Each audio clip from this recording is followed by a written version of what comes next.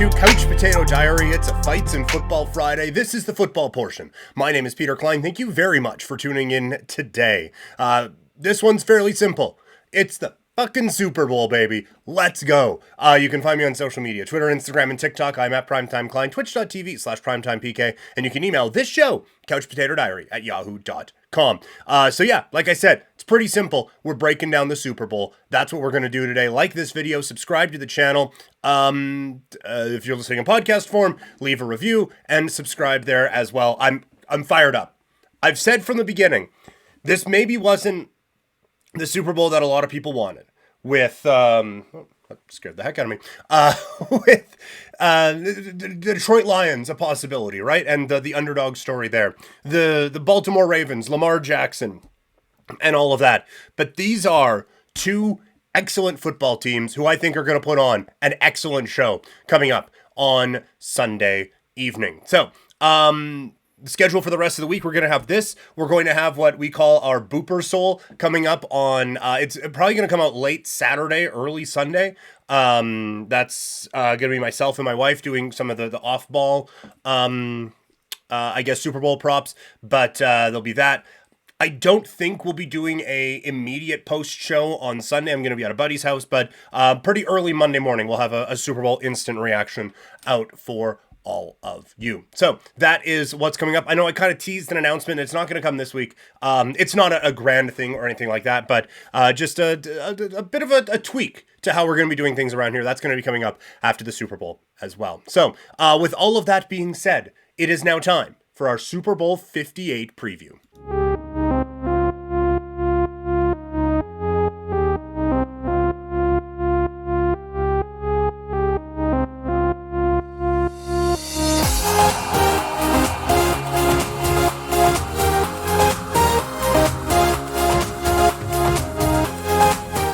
It's the best preview video that stock images and free music can buy. All right, Super Bowl 58 is here. The Kansas City Chiefs, the champions of the AFC, and the reigning defending Super Bowl champions, taking on the San Francisco 49ers. They have been here a number of times before. A classic franchise in the National Football League, restored to glory one more time by an unlikely quarterback with a phenomenal set of weapons around him. This is going to be a really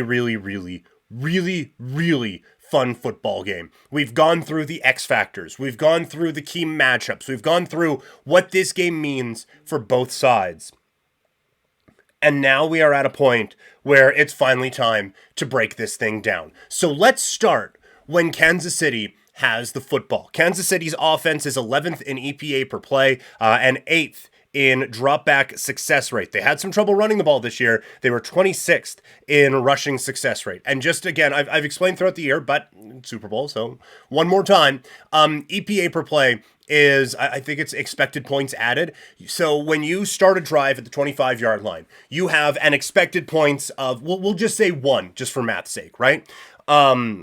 But then let's say first down, you drop back and it's a pass over the middle and Kelsey makes the catch and he gets it to the 50-yard line. Now you have an expected points of 2, we'll say. All of this is just for explanation's sake. These aren't the actual numbers. But say now you've had a expected points of 2. So you have now added 1. So your EPA per play is 1. And then it changes. If you go back, you obviously lose some, and it kind of tracks it out and averages everything out. So it's just a measure of how well your offense is going. Success rate is basically getting half the yards to gain until third or fourth down, and then obviously you need to get those downs to be successful. So a run on 1st and 10 of 6 yards is successful. A run on 1st and 10 of 2 is unsuccessful, right? And so that's just kind of the basis for these stats. And then DVOA is just an overall look, a complex math equation of how efficient you have been. And this offense ranked 8th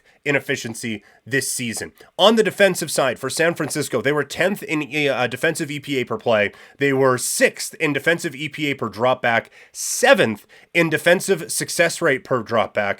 This is a bit of an interesting one. 26th in defensive EPA per run and 24th in defensive rush success rate. This defense has been very good. And I have said from the outset that this is a team that is one of the most complete in football, this being the San Francisco 49ers. But they've had a little bit under discussed, but Amenabo goes down with an injury around week 10. And since then, this defense hasn't been as dominant, right? Like the Detroit Lions, not in the second half, but in the first half, kind of carved them up. And the Green Bay Packers had a lot of success running the football. And so Isaiah Pacheco could be a bit of a factor in this football game here. And I'm just looking at it now, and I'm seeing that I didn't put any Pacheco rush props in today's ticket. So that might be a bit of an adjustment here as we type that out. But like they had some troubles on the wet surface against Aaron Jones.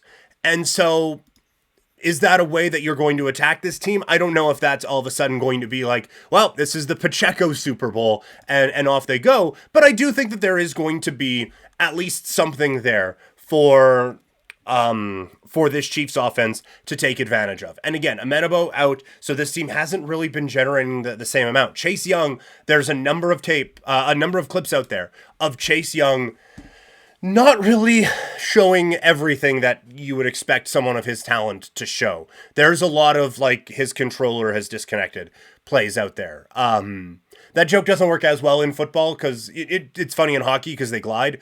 If your controller disconnects when you're playing Madden, the guy just stops moving. He doesn't start jogging, but you get the joke. Anyway, I just don't think this San Francisco defense is going to be enough to stop Patrick Mahomes here. I think that he is a wizard at getting away. He has an unbelievable sense in the pocket. I think there's going to be a couple absolutely back-breaking Patrick Mahomes runs in this game. The key matchup that we focused on in our matchups podcast and in our X Factor show is the linebacking core going up against Travis Kelce. This is a very, very good linebacking group for San Francisco.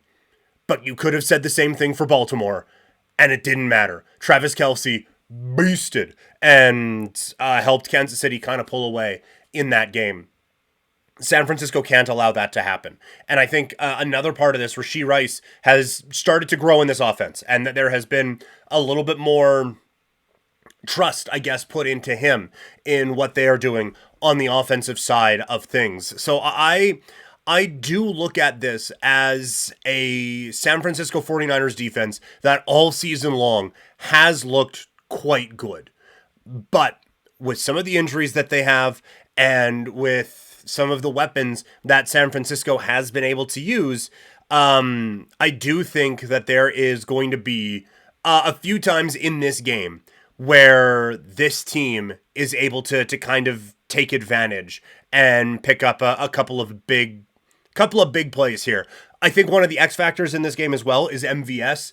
If Valdez-Scantling can pick up a couple of big plays down the field, that just helps this team so much, and I think will really open things up. So we've talked about it all playoffs. It's tough to bet against Patrick Mahomes, and I don't know if we can do it here. By the way, I forgot to give it out at the beginning, but the total of this game is 47.5 with the 49ers right now. Favored between 2 and 2.5, depending on where you want to look. All right, let's get to when San Francisco has the football, shall we? Their stats are easy. They're first in everything. EPA per play, success rate, EPA per dropback success rate, EPA per run, and run success rate. All right, so that's great. On the defensive side for the Kansas City Chiefs, they are 6th in defensive EPA per play, 4th in defensive success rate, 3rd in defensive EPA per dropback, and 2nd in defensive success rate per dropback. This is where it gets interesting. They are 28th in defensive rush EPA. And that is why a lot of people thought the Baltimore Ravens would be able to expose the Kansas City Chiefs defensively, and they just didn't. And that's why I think a lot of people are anticipating, and why you are still seeing San Francisco as a favorite right now at -2, even though a large majority of the public is in on Kansas City, and we'll get to that in a little bit. This obviously has all the makings of a big Christian McCaffrey game and an opportunity for CMC to have like a breakout Super Bowl performance. And I think that this is why the start of the game is so important. If San Francisco is able to get the ball first and just like run it down Kansas City's throat and really establish that, and be able to get out in front. I don't know if either of these teams are really set up to come from like 10-15 down. Even though San Francisco has already done that, it's just in big games that's never really been Kyle Shanahan's bag until a couple weeks ago. And for Kansas City, this isn't a couple years ago where they came from like 20 points down in every playoff game and came back and won en route to a Super Bowl. This is not that big play explosive like 4 plays and they've just got 7 points and you're wondering where the hell did our 10-point lead go? Now it's a 1 possession game and we're freaking out.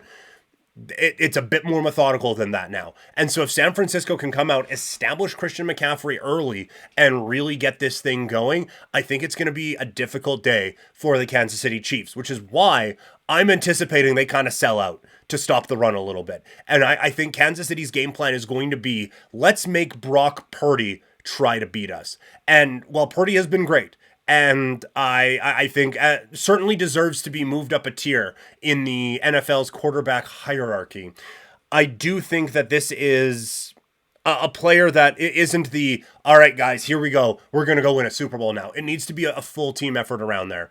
There are a ton of weapons, right? Like, you guys know how much I love Deebo Samuel. Brandon Ayuk has found what a lot of people saw in him for a long time. George Kittle, awesome, right? They have so many weapons that they can beat you with, and that's why this side of the ball, both sides of the ball, it's just such an intriguing matchup, because you have Kansas City, whose offense has sputtered this season, but has looked fine in the last couple of weeks to get to the Super Bowl, going up against a defense that has been good all season, but is a little bit banged up. And then on the Kansas City defensive side, they've been excellent all year, with the exception of one particular thing, that this San Francisco team has the ability to kind of light up. So this is such an interesting back and forth matchup.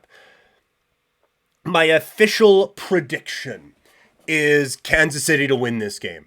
I just can't go against, with 2 weeks, Patrick Mahomes and Andy Reid having this amount of time to prepare and get ready for San Francisco. I can't believe they're not going to be able to do that. So I like Kansas City plus the 2. I like Kansas City on the money line. I also like the under in this game. I think we're going to see a lot of long drives from both of these teams. Right? I think we're going to see a lot of long drives. And one note about these two, while they are both very smart offensive minds in Andy Reid and in Kyle Shanahan, they are also both conservative, especially in big games. And so I don't think we see a lot of 4th downs to keep drives going. I think we see some 3 points and some punts and stuff like that. And so I think that's going to be able to kind of keep this total down a little bit. So that's why we are going with the under. Now, the Super Bowl, it's a lot of fun for a number of different reasons, and the props are among them. So let's get into some of the football-related ones in today's ticket.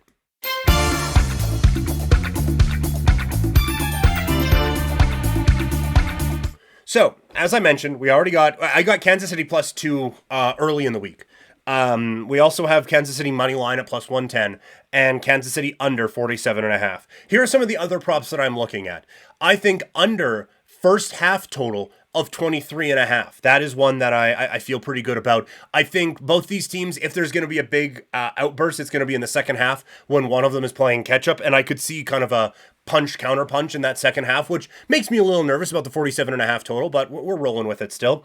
I have Travis Kelce MVP at plus 1,000. Look, the media loves a narrative, right? So I think that there's an opportunity for Travis Kelce, like, oh man, it's all this, and he won Super Bowl MVP, here's Taylor. I think that there's going to be a lot of people focused on that. And so this isn't one that you put $100 on. This is like a little sprinkle of action on that one. I like that. We're, of course, going with tails.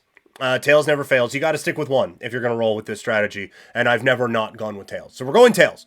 Also, we are going no 4th down conversions in this game. Like I said, both these teams are pretty conservative, and so I like this one. As like, I don't think there's going to be a lot of 4th downs gone for, and then to get a couple stops on them, I think makes life pretty easy for that one. Over 2.5 players to throw a pass. You got Travis Kelce on your team.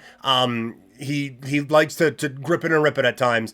And you have Kyle Shanahan, who gets a little bit aggressive when it comes to, I just called him conservative, but gets a little creative as well. I wonder if there's a CMC pass in there at some point. And heaven forbid one of these quarterbacks get hurt for a play or two, and another quarterback comes in to throw a pass. We have that one baked in as well. And then, if I'm going with Kansas City to win this game, I think they're going to have a big play at some point, and I think MVS is going to be that guy. I have MVS over 13.5 longest reception. On the San Francisco side, I have all the respect in the world for this San Francisco team, but there's a couple of theirs that I'm taking. Over 0.5 Purdy interceptions. He has a horseshoe somewhere that has allowed him to get away with a lot of interceptable balls getting knocked away. He has been very lucky. I wonder if that luck runs out here in the Super Bowl. And Jake Moody to miss a field goal is plus 250. He has been wildly inaccurate at times this year.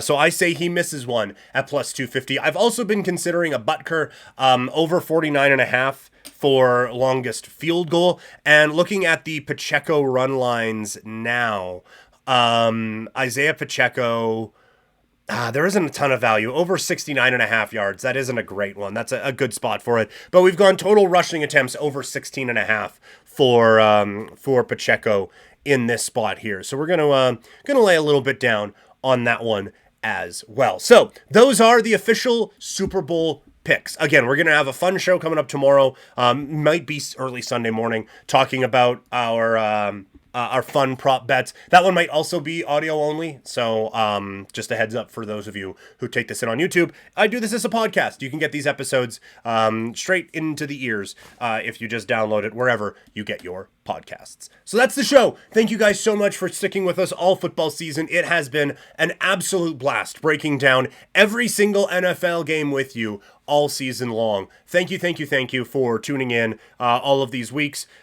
Football Fridays is going to continue for a little bit into the off season here. Might take a bit of a break. We'll see. We'll see how it goes, but definitely going to keep it up into next week, and we'll kind of go through the whole season. What we learned from this NFL season. Definitely going to go through that and figure out a few things. But yes, thank you guys so much. Part 2 is going to be focused here on the world of professional wrestling. It's a Fightin' Friday. We're going to look at a lot of big stuff in the WWE over the past 24 hours. This time on a positive side of things. So take a look out for that. But again, thank you guys so much. This has been longest outro ever. So I'm just going to say bye, and I'll talk to y'all later. I'm out.